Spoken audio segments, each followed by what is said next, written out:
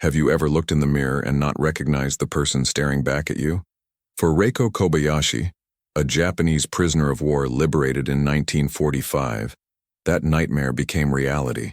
Starved, broken, and stripped of her identity, she stood before a mirror in a U.S. military hospital, unable to comprehend that the skeletal stranger reflected there was her, until one American nurse whispered 3 words that changed everything. This is the story of survival, trauma, and the moment one woman reclaimed her humanity. The Philippines, February 1945. The air smelled of ash and blood. Commander William Foster led his battalion through the gates of a Japanese internment camp near Manila, and what he saw would haunt him for the rest of his life. Rows of makeshift barracks, barbed wire stretching endlessly, and inside, hundreds of women who looked more like ghosts than human beings. Their eyes were hollow, their bodies skeletal, their hair matted and crawling with lice. These were not enemy combatants. These were civilian prisoners, Japanese women who had been caught in the crossfire of war, detained by their own military under suspicion of espionage or simply because they were in the wrong place at the wrong time. Among them was Reiko Kobayashi, 24 years old, though she looked twice that age. She had been a schoolteacher in Manila before the war, teaching children to read and write, dreaming of one day opening her own school. But when Japan invaded the Philippines, everything changed. Accusations flew. Loyalties were questioned. Reiko was arrested by Japanese military police accused of having ties to Filipino resistance fighters. She protested her innocence, but in wartime, innocence meant nothing. She was thrown into the camp with hundreds of other women, left to rot in conditions that defied human decency. For 3 years, Reiko survived on rice gruel so thin you could see through it, sometimes mixed with weevils and dirt. She watched women around her waste away, their bodies giving up one organ at a time. She watched Chieko Endo, a woman who had once been a nurse in Tokyo, use her bare hands to try to save the dying, though she had no medicine, no tools, nothing but her will to help. Chieko became Reiko's closest companion, the only reason she kept fighting to see another day. They made a pact, whispered in the dead of night when the guards weren't listening. If one of them survived, she would tell the world what happened here. She would make sure their suffering was not forgotten. But survival came at a cost. Reiko's body began to shut down. Her menstrual cycle stopped. Her hair fell out in clumps. Her teeth loosened. Her skin, once smooth and warm, became papery and pale, stretched tight over bones that jutted out like broken branches. She stopped looking at her reflection in the murky water they were given to wash with. She stopped thinking of herself as Reiko. She became a number, a body, a thing that moved through the motions of existence without truly living. Then, one morning, the gates opened. American soldiers poured in, their faces a mixture of shock and rage. Commander Foster barked orders, his voice trembling with emotion he couldn't hide. Get these women out of here. Get them to the hospital. Now. Reiko didn't understand what was happening. She heard the other women crying, some collapsing to their knees in relief. But she felt nothing. Her mind had learned to shut down to protect itself, and now, even in the face of liberation, she couldn't feel joy. She couldn't feel anything. The women were loaded onto trucks and transported to a U.S. Army evacuation hospital in Leyte. The hospital was a sprawling network of canvas tents and hastily constructed wooden buildings, filled with the wounded from both sides of the war. But a separate section had been set up for the female prisoners, staffed by American military nurses who had volunteered for the assignment. Among them was Nurse Ruth Bennett, a 28-year-old from Iowa who had joined the Army Nurse Corps in 1942, driven by a desire to serve her country and make a difference. Ruth had seen her share of horrors during the war. She had treated soldiers with limbs blown off, men screaming in agony, boys who would never see their families again. But nothing prepared her for the women who arrived from the camps. They were skeletal, their eyes vacant, their bodies covered in sores and infections. Many couldn't walk on their own. Some were catatonic, staring into space, unable to respond to questions. Ruth felt a wave of nausea rise in her throat, but she swallowed it down. These women needed her. She couldn't afford to fall apart. Reiko was assigned to Ruth's care. When Ruth first saw her, she had to fight to keep her expression neutral. Reiko weighed less than 80 pounds. Her cheekbones jutted out sharply, her eyes sunken deep into her skull. Her hair, once thick and black, was now brittle and patchy. Her arms were little more than bone wrapped in skin. Ruth approached slowly, speaking in a soft, gentle voice. Though she knew Reiko likely didn't understand English, she gestured for Reiko to sit on the cot, and Reiko obeyed, moving like a mechanical doll. The first step was basic hygiene. Ruth filled a basin with warm water, something Reiko hadn't felt in years. She began to wash Reiko's face, gently wiping away layers of grime and dried sweat. Reiko flinched at first, her body conditioned to expect pain from every touch. But Ruth kept her movements slow and deliberate, murmuring reassurances even though she knew Reiko couldn't understand the words. "It's okay. You're safe now. No one will hurt you here." Ruth worked methodically, washing Reiko's arms, her neck, her hands. She trimmed Reiko's nails, which had grown long and jagged. She carefully cut away the matted sections of Reiko's hair, revealing patches of scalp that were red and inflamed. Private James Chen, a Japanese-American translator who had been assigned to the hospital, stood nearby, ready to help communicate. But Ruth found that words weren't always necessary. Sometimes, a gentle touch said more than any translation could. Still, when it came time to explain what would happen next, James stepped in. He spoke to Reiko in Japanese, his voice calm and respectful. "The nurse is going to help you get clean. She's going to treat your wounds. You're safe here. You're free." Reiko stared at him, her expression blank. Free. The word meant nothing to her. She had forgotten what freedom felt like. Over the next few days, Ruth and the other nurses worked tirelessly to stabilize the women.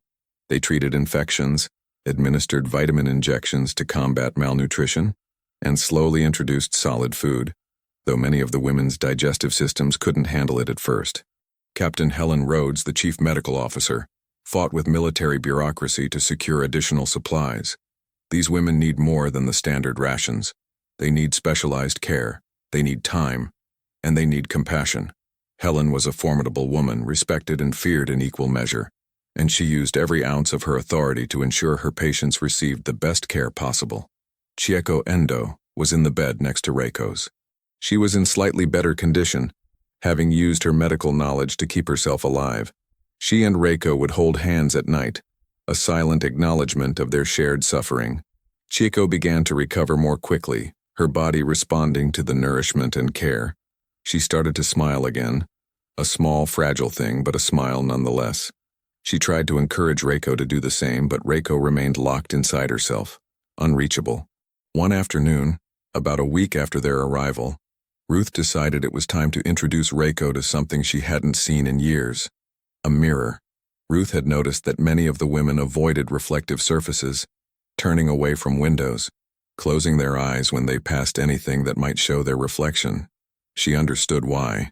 These women had been stripped of their identities, reduced to shells of their former selves. Seeing what they had become was too painful. But Ruth also believed that part of healing was confronting reality, reclaiming the self that had been stolen. She brought a small hand mirror, the kind nurses used for patient care, and set it on the table beside Reiko's bed. Reiko glanced at it but didn't reach for it. Ruth picked it up and held it out, gesturing for Reiko to look. James was nearby, and Ruth asked him to translate. "The nurse wants you to see yourself. She thinks it might help." Reiko shook her head, fear flashing in her eyes. Ruth didn't push. She simply placed the mirror on the bed and walked away, giving Reiko the choice. Hours passed. Reiko stared at the mirror, her heart pounding. She was terrified of what she might see. But curiosity, that deeply human trait, began to gnaw at her. Who was she now? What had she become? Slowly, with trembling hands, she picked up the mirror and held it in front of her face. And then she froze. The face staring back at her was unrecognizable. Sunken eyes, hollow cheeks, cracked lips, skin stretched tight over bone. This couldn't be her. This was someone else. Some other woman. Some other victim. She dropped the mirror, and it clattered to the floor. She began to shake, her breath coming in short, panicked gasps. Ruth heard the commotion and rushed over. She saw the mirror on the floor, saw Reiko's hands covering her face, saw the tears streaming through her fingers. Ruth knelt beside the bed and gently took Reiko's hands in hers, pulling them away from her face. She looked directly into Reiko's eyes, and even though they didn't share a language, Ruth knew what Reiko needed to hear. She called for James, who came quickly. "Tell her," Ruth said, her voice steady but filled with emotion. "Tell her that it's her. Tell her she survived. Tell her she's still here." James translated, his own voice thick with feeling. "That's you, Reiko. You survived. You're still here." Reiko shook her head violently, tears pouring down her face. No, that's not me. I'm not that person. I don't know who that is." Ruth squeezed her hands tighter, refusing to let go. She looked at James. "Tell her again. Tell her it's her. Tell her she's alive and that's what matters." James repeated the words and Ruth leaned in closer, her face inches from Reiko's. "It's you," she whispered, even though Reiko couldn't understand the English words. "It's you. You survived." And then something broke inside Reiko. The wall she had built around herself, the numbness that had protected her from the unbearable pain, it all came crashing down. She sobbed, deep, wrenching sobs that shook her entire body. Ruth pulled her into an embrace, holding her as she cried, letting her release years of anguish and terror and grief. Chieko reached over from her bed, placing a hand on Reiko's shoulder, tears streaming down her own face. Other nurses stopped what they were doing, moved by the raw emotion in the room.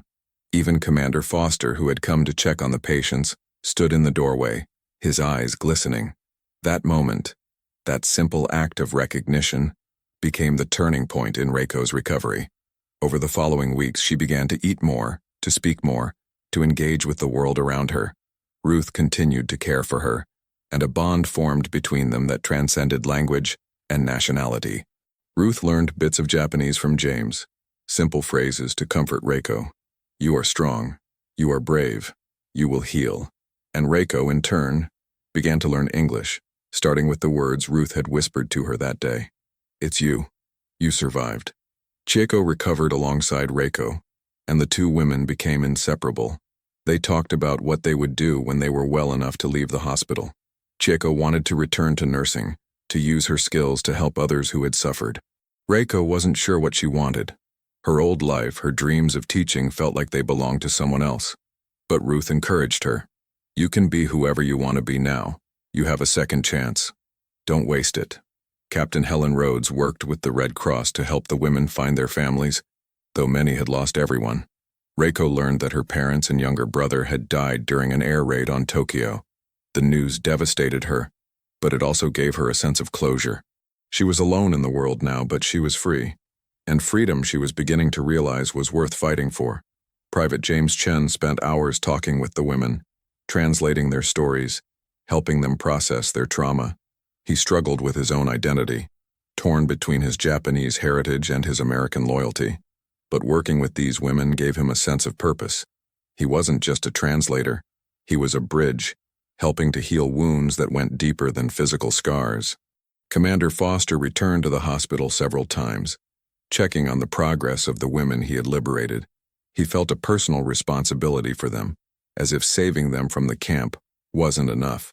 He needed to see them recover, to know that his actions had made a difference. When he saw Reiko walking on her own, her hair starting to grow back, a faint smile on her lips, he felt a weight lift from his shoulders. "This is why we fight," he thought. Not for territory or politics, but for moments like this, for the chance to give someone their life back. Months passed. The war ended. Japan surrendered. The world began the long, painful process of rebuilding. Reiko and Chieko were eventually deemed healthy enough to leave the hospital. The Red Cross helped them secure passage to the United States, where they could start new lives far from the memories of the camp. Ruth stayed in touch with Reiko, writing letters, sending care packages, visiting whenever she could. Their friendship became a lifeline for both of them, a reminder that even in the darkest times, humanity could prevail.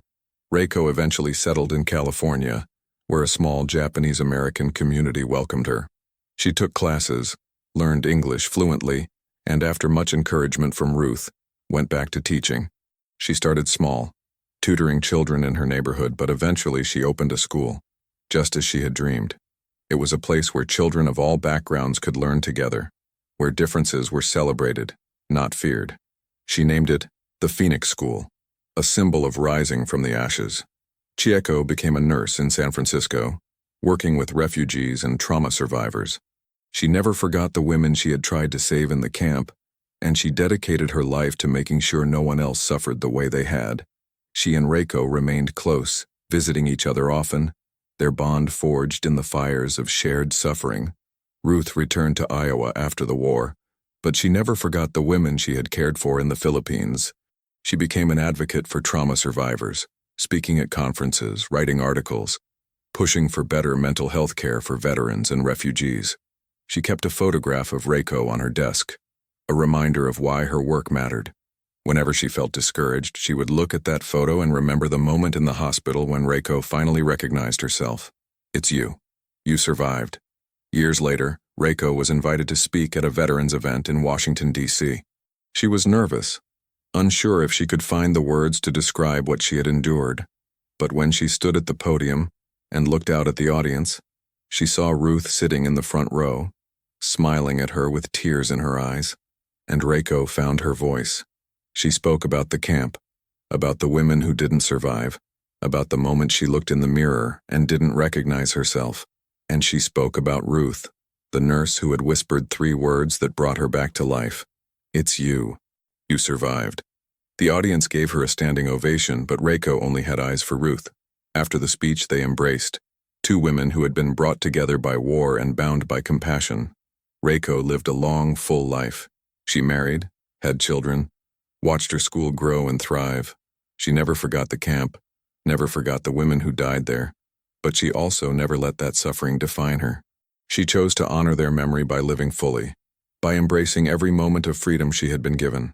When she was in her 80s, frail but still sharp, she was interviewed for a documentary about women prisoners of war. The interviewer asked her what kept her going during those dark years in the camp. Reiko thought for a moment, her eyes distant, remembering, and then she smiled. Hope, she said. And later, a nurse who reminded me that I was still human, that I was still me. Ruth passed away before Reiko, but Reiko made sure her friend's legacy lived on. She established a scholarship in Ruth's name for nursing students who wanted to work in trauma care. She told Ruth's story whenever she could, making sure the world knew about the compassion and courage of the woman who had saved her life, not with medicine, but with 3 simple words. It's you. You survived. And so, the story of Reiko Kobayashi and Ruth Bennett became a testament to the resilience of the human spirit, a reminder that even in the darkest times, a single act of kindness can change everything. It became a story passed down through generations, taught in schools, shared in books and films. It became a symbol of what humanity could be at its best, a beacon of hope in a world that desperately needed it. Chieko Endo, too, left her mark on the world. She worked tirelessly in San Francisco's Japantown, helping former internees and prisoners rebuild their lives. She opened a small clinic where she treated patients regardless of their ability to pay, and she trained a new generation of nurses in the art of compassionate care. She never married, dedicating her life entirely to her work, but she found fulfillment in the lives she touched and the suffering she eased. When she retired in her 70s, the community threw her a celebration that filled an entire block. Former patients came from across the country to thank her, to tell her how she had changed their lives. Chieko stood before them, tears streaming down her face, and said simply, "I learned how to survive from the women in that camp. Everything I did after was just paying that forward." Captain Helen Rhodes continued her military career after the war, rising to the rank of colonel before retiring. She became a vocal advocate for military medical reform, pushing for better mental health services and more comprehensive care for trauma survivors. She wrote a memoir about her experiences in the Philippines, detailing the conditions she witnessed and the heroic efforts of the nurses under her command. The book became required reading at military medical schools, and Helen spent her later years lecturing at universities and hospitals around the world. She stayed in contact with many of the women she had treated, including Reiko and Chieko, and she attended the opening of Reiko's school, standing in the back of the room with tears in her eyes as she watched her former patient address a room full of hopeful children. Private James Chen faced his own battles after the war. Returning to the United States as a Japanese-American veteran was complicated. He had fought for his country while his own family had been held in internment camps in California. The contradiction weighed heavily on him, and for years he struggled with depression and anger. But his work with the women prisoners in the Philippines had shown him the power of bridge building, of using his unique position to help others. He became a translator and advocate for Japanese American communities, helping families navigate the legal system, find housing, and rebuild their lives. He married a woman he had met in one of the internment camps, and together they raised 3 children, teaching them to be proud of both their Japanese heritage and their American identity. James never forgot the women he had helped in the hospital, and he made sure his children knew their stories, understood the cost of prejudice and the value of compassion.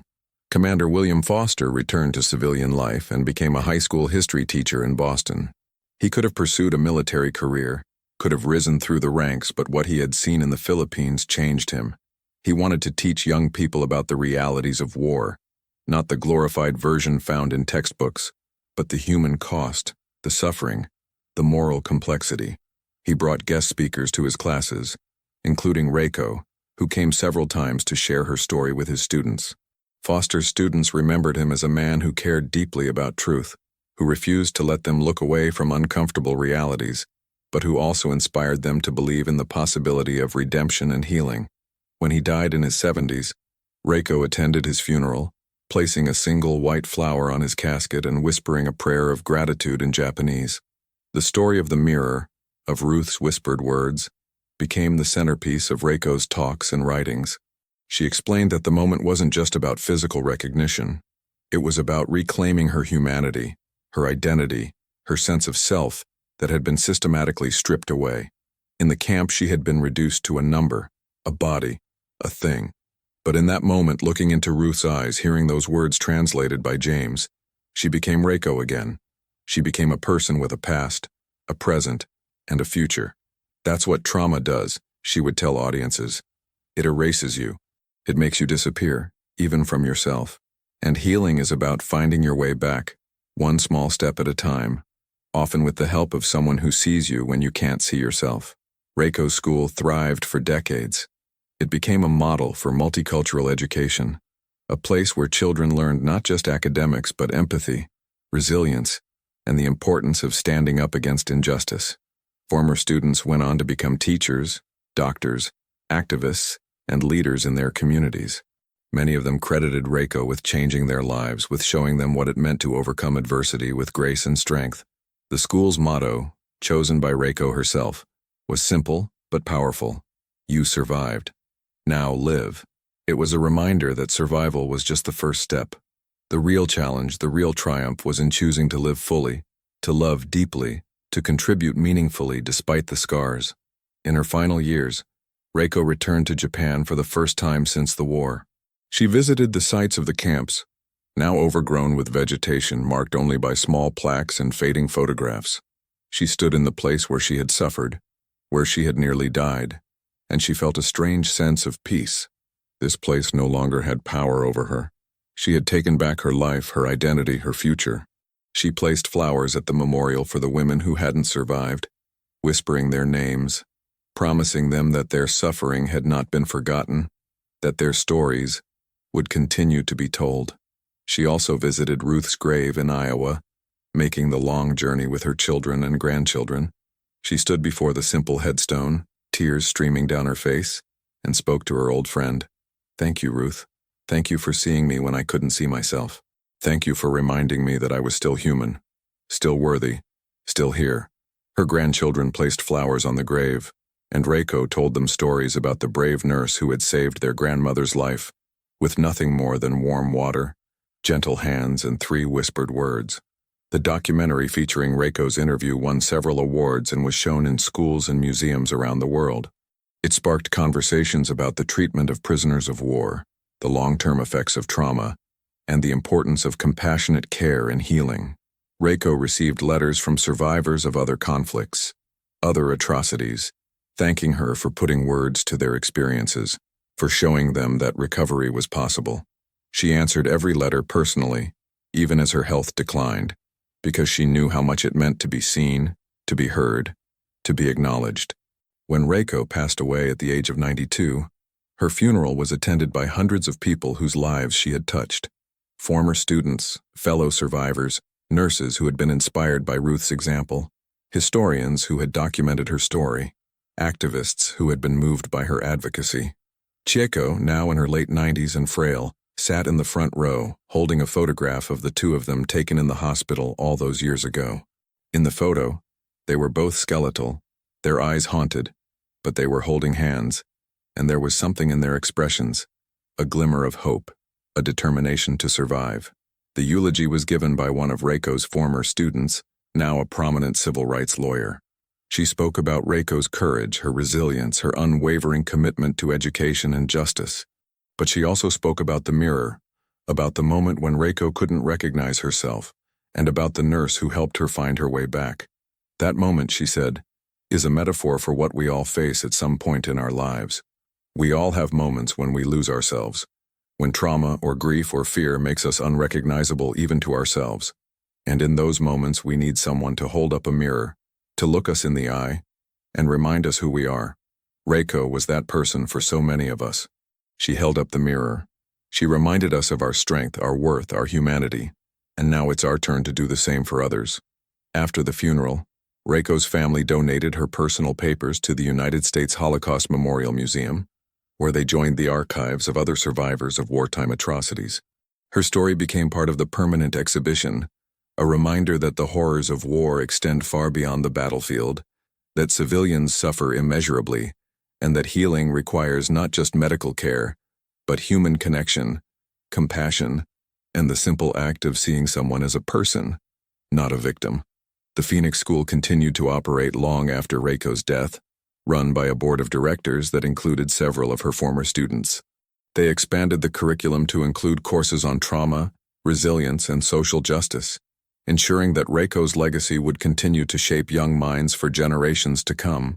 Every year, on the anniversary of the day Reiko looked in the mirror and couldn't recognize herself, the school held a special assembly. Students learned about her story, about Ruth Bennett, about the other women who suffered in the camps. And then, in a powerful ritual, each student was given a small mirror and asked to look at themselves, to really see themselves, and to whisper the words Ruth had spoken all those years ago. It's you. You survived. Now live. The story of Reiko Kobayashi and Ruth Bennett became more than just a historical footnote.